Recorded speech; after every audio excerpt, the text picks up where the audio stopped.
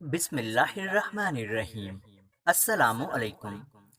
جناب سلمہ زوجہ رسول پاک صلی اللہ علیہ وآلہ وسلم کو جب اطلاع پہنچی کہ امام حسین علیہ السلام مدینہ سے جا رہے ہیں تو یہ بی بی عصا کے سہارے چلتے ہوئے امام حسین علیہ السلام کے پاس آئیں اور عرض کیا، میری آپ سے گزارش ہے کہ عراق کی طرف سفر کا ارادہ ترک کر دیں اور مجھے فراقت دے کر مزید غمگین نہ کریں، کیونکہ آپ کے نانا صلی اللہ علیہ وآلہ وسلم نے مجھے خبر دی ہے کہ آپ علیہ السلام کو سرزمین عراق میں شہید کیا جائے گا۔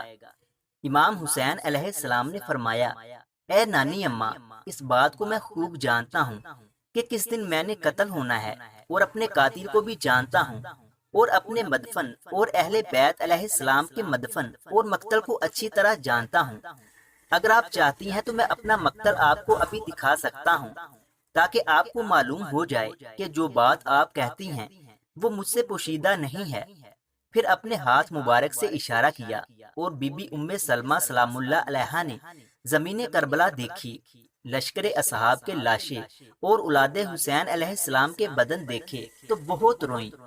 امام حسین علیہ السلام نے ارشاد فرمایا، یہ خدا کی مرضی ہے کہ میں مقتول ہوں اور میری بیٹیاں اور بہنیں قید ہوں اور ان کو شہر بہ شہر پھرایا جائے اور کوئی ان کی مدد کرنے والا نہ ہوگا۔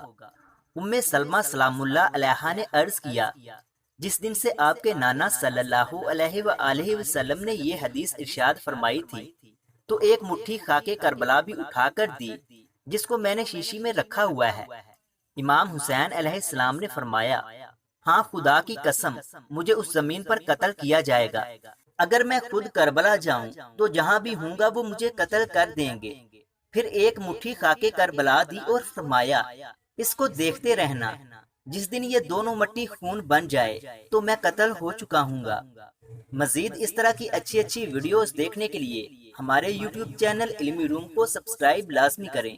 ملتے ہیں اگلی ویڈیو میں، تب تک کے لیے اللہ حافظ۔